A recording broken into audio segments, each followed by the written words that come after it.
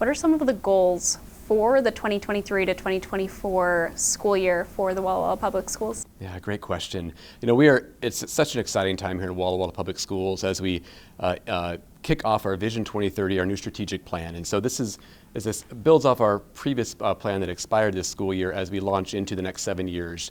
And we're really focused on 4 primary goals. And many of these are a continuation of the great work that has been accomplished these last 7 to 8 years around ambitious learning for all students, around making sure our classrooms provide the relevant and rigorous educational experience for all kids, making sure we focus on our culture of equity and belonging. And last, but certainly not least, one of the strategic plan goals I'm so very excited about is a renewed partnership with both parents, family, and community in our school systems. What are some of the challenges that you're facing in achieving these goals? I view it more as an opportunity, and I think, in the onset and as we've wrapped up the pandemic and we look back, one of the things we really missed was that partnership with families and community. I mean, for a better part of a year, again, our schools were forced to lock parents, families, and community out of our school system because of the safety and situations surrounding the pandemic. How do we re-engage our family and parents back into our schools? How do we re-engage our community, our retirement population, our businesses back into our school systems? And that's one thing we're really focused on, because in Walla we have such an incredible asset of parent community support, and we want them to feel comfortable coming back into our schools and finding ways and mechanisms for them to engage in our classroom settings, whether it's a grandparent wanting to read to a student, whether it's a parent or a retiree wanting to come in and maybe shelve books in the library or volunteer in a kindergarten classroom. To see the magic that happens every single day in our schools and across our classrooms, that's an opportunity I know many of our community want to participate in, and our goal as a district is how do we bring them into that and provide that mechanism for them to re-engage in our school systems. And you were mentioning the pandemic. How did the pandemic affect students in the Walla Public Schools? Well, again, great question. Like I think we've seen across our state and nation, deeply impacted our community, our students, our faculty. We all are still reeling in the impact of the pandemic. What I am very proud of is how our community rallied around our youth. We had so many agencies, whether it was the YMCA and other, again, not-for-profits who, again, helped support our students during that transitional time, supporting a safe place for them to learn remotely. Our parents who just stepped up with yeoman's expectations and abilities to reach their students and support their students during that distance learning model. But no doubt our students struggled with that, both the isolation and how do we re-engage them back into the school setting. And obviously the social emotional health, deeply concerned about, and some of the programs that I'm very pleased is how we've partnered with the health center. It's a non-for-profit that offers counseling for our middle school and high school students in our school settings. We've leveraged Hazel Health, a teletherapy program that helps bridge that gap when parents and students need access to mental health therapy. That can sometimes take months, if not multiple months, to get in to see a local clinician. How do we provide this teletherapy to bridge that gap, to provide that immediate and urgent support, and then help that student transition into some private mental health therapy sessions? So we're really continuing to wrap our supports around our students from the social emotional aspect, and really as we've come together as an entire community in support of our students. I've heard social emotional health and mental health care for students a lot in these interviews in the last couple of weeks. Have we seen a big increase in mental health care needs for our high schoolers, middle schoolers, everybody? Yeah, I think that we've seen this definite spike. I think the number of incidents and referrals have gone down slightly, but we're seeing a lagging effect. And if you've looked at the research, like the research that Dr. Twangy has done from San Diego State, we were seeing a rise in mental health issues with our youth pre the pandemic. What the pandemic has done is really, I think, sped up and intensified those incidents and the impacts of our youth. And our job really as a district, and one of our 4 goals, is making sure we have that culture of equity and belonging for all of our students, to make sure our students feel safe, to make sure that they're supported, they have an adult they can rely on, that they have, again, create relationships not only with the adults but with their peers in the school setting, and really capitalizing on that social emotional experience for our students from kindergarten through 12th grade and beyond. Hopefully prepares them for a lifelong ability to support them post-graduation, whether it's college, career, military, or whatever venture they decide to head into after walking across the stage. And speaking of the pandemic, how did COVID impact teachers in the Walla Public Schools?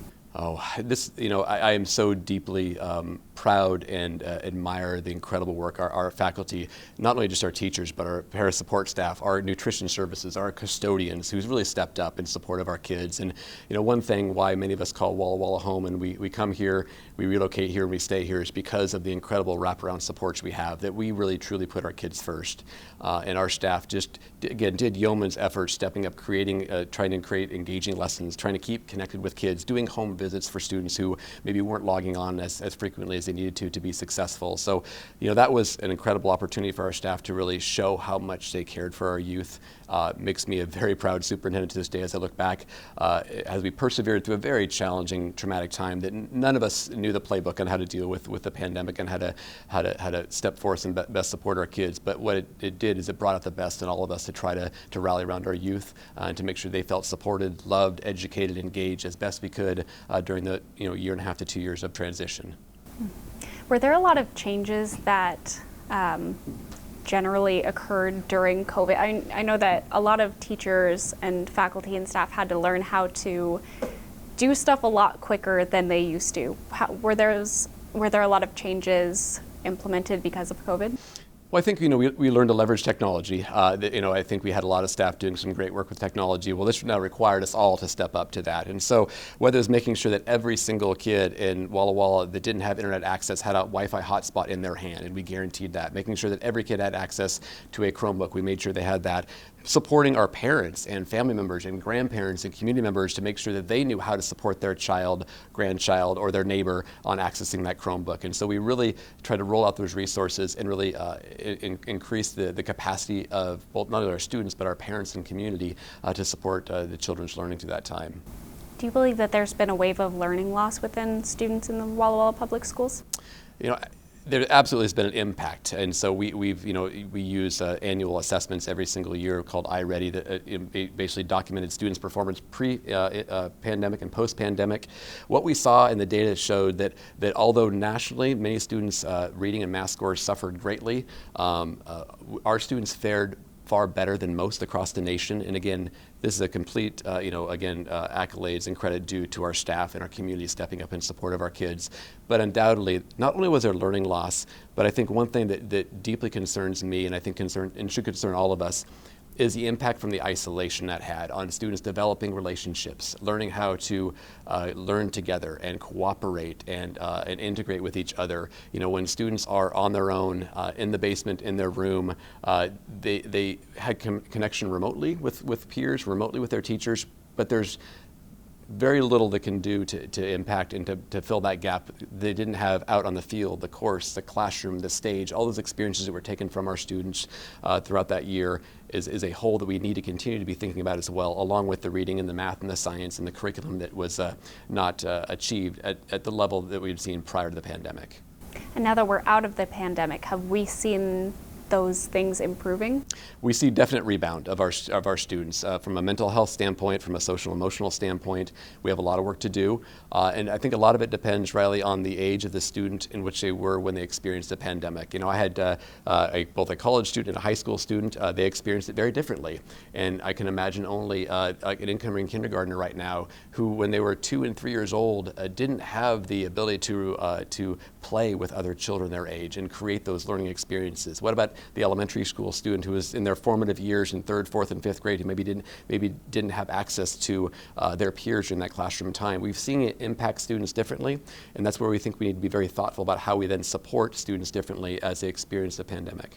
Something that's been making national headlines is a lot of violence directed toward schools, particularly high schools. Have we seen anything like that here in the Walla Public Schools? So general safety measures, and safety critically, in fact, the most important thing we owe to our parents and community, that our students are safe at all times. And I think when you think about student safety, you have to think about 2 different legs to that stool. One is the physical safety, the safety of the environment and the physical attributes of that campus. And so obviously we are, again, have such an incredibly supportive community here in Walla back in 2018 with the support of our community, passed a bond measure that took care of a lot of that facility safety, physical infrastructure piece, whether that's secured access, vestibules, cameras, and the like. So that's an critically important component to the safety aspect.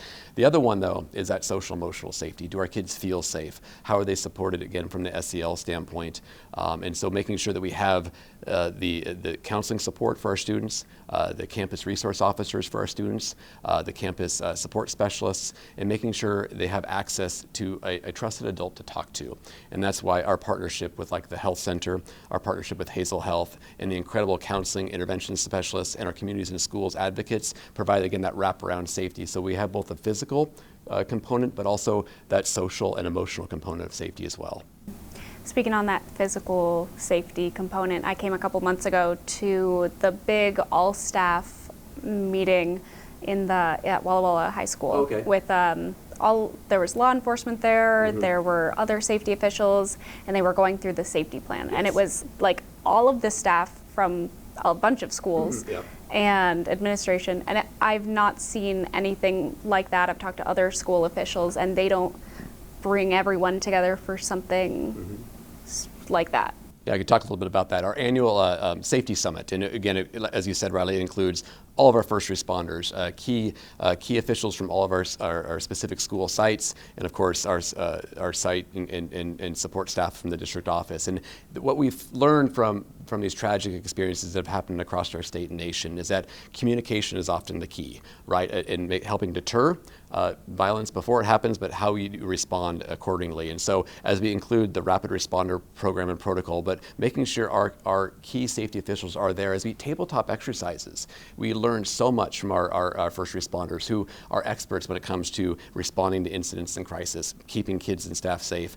Again, that's been a great relationship, as we've learned from them, but I think they too learn from us on how, they can help support us should a safety incident occur on the campus, whether it's something as from a potential fire at a school all the way to a potential school safety incident that involves an active shooter. And that's been incredibly powerful. And again, what an amazingly supportive community we have, and whose first responders step up, put kids first, and again come together for this annual summit to really again make sure that we've left no rock unturned when it comes to student safety and prevention efforts.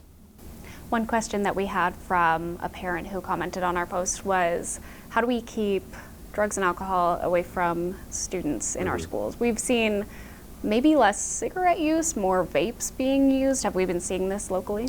Yeah, in the national trends, in the health use survey shows that cigarette use is definitely diminished over the years. Vaping is still the predominantly used device from our students and in most of our younger community as well. A lot of it has to do with prevention, education, prevention. I think are the key when it comes to that. Obviously we do all we can to make sure we put in preventive measures on campus to keep kids from bringing these devices to campus or these drugs and or alcohol to campus. But the idea is to educate our kids that the misnomer that vaping is just water vapor, it's not harmful for you. Well, actually, there are significant harms to that. Bringing in the Hidden in Plain Sight program for our parents and community has been especially powerful because as a parent myself, I'm learning every day about what students and youth are potentially using or experimenting with. How can then I, as a parent, better educate myself to then support my child? That's been critically and key for us is programs like Hidden in Plain Sight, which opens parents' eyes to the dangers, the threats, and the opportunities for conversation with their child. And then, is there anything, any programs that parents, guardians, or students should be aware of that are maybe new for this school year? Yeah. I'm glad you asked that question. Again, this is back to goal 4, that partnership with parents, family, and community. We are pleased to announce, under the leadership of Beth Swanson, a parent here in Walla Walla and a community and schools advocate, our new VIP program. This is Volunteer in Person program. And what we've created is a mechanism. It's through an online interface where you go through an online background check and go through some online training. So as a parent, as a community member, as a retiree, maybe as a business member, you want to get engaged in our school system, but you just don't know how to do that or what skills you potentially can have to offer. And so through this VIP interface, and if you go to any one of our websites, you'll see this VIP logo. Click on that, you'll learn more about the opportunity to sign up, to get engaged, to figure out maybe you just want to, again, read to a kid on Monday afternoons. Maybe you want to volunteer in a kindergarten classroom. Maybe you want to attend a field trip. Maybe you want to volunteer for an excursion when we take our 4th graders to Fort Walla Walla. This is an online opportunity for you to, again, let the school know that you're interested, that you're available, how to contact you, or maybe what skills you could bring into the classroom as we continue to focus on developing 21st century skills, which are so critically important for our students. They need to hear from successful business leaders, community leaders, whether you're a plumber, pipe fitter, banker, or insurance salesman. How can you bring in your sets of skills, experiences, and life stories to our classroom so our kids can see firsthand the opportunities that awaits them after they cross the stage? And something I've been seeing on the Walla Public Schools social media, I don't think anyone can avoid it because it's like the #1 thing you guys are posting about right now, is about education and public engagement on some field. Oh, you're talking about the capital levy, yeah. Yeah, so come this February, we have both the renewal of our learning levy. Every 4 years that is renewed by our community, and that pays for band, choir, arts, AP honors classes, all those sort of things that our community has passed for over half a century here in Walla Public Schools. But for the first time ever, the board is also considering, and they're actually going to be formalizing this here next week, to place a capital levy at the same time. Now, a capital levy, many schools in our region have leveraged capital levies to make improvements to facilities, both indoor and outdoor. We have never floated a capital levy in the history of Walla Public Schools, so very new. And what this capital levy is meant to address are all of the outside improvements that were intentionally not included in our 2018 bond measure. You know, our community spoke so loud and clear when they overwhelmingly passed that bond, 73% passage rate in 2018. They wanted to focus all of our efforts on the interior classroom spaces to make sure our science labs, our performing arts centers, our band, choir, music were state of the art.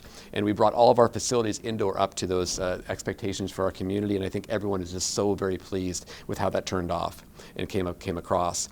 At the end of the day, though, however, what we didn't address, and intentionally didn't address, was all of the outdoor improvements. So, you know, whether the students find their passion on the field, on the pitch for soccer, on the court for tennis, we wanted to make sure that we allowed our community an opportunity to also address those some 2,000 students that every day find their passion there, again, on the soccer field, you know, on the tennis courts, on the football field, on the track. And so this gives our community the opportunity to finish and complete the outdoor improvements that were not part of the capital bond measure.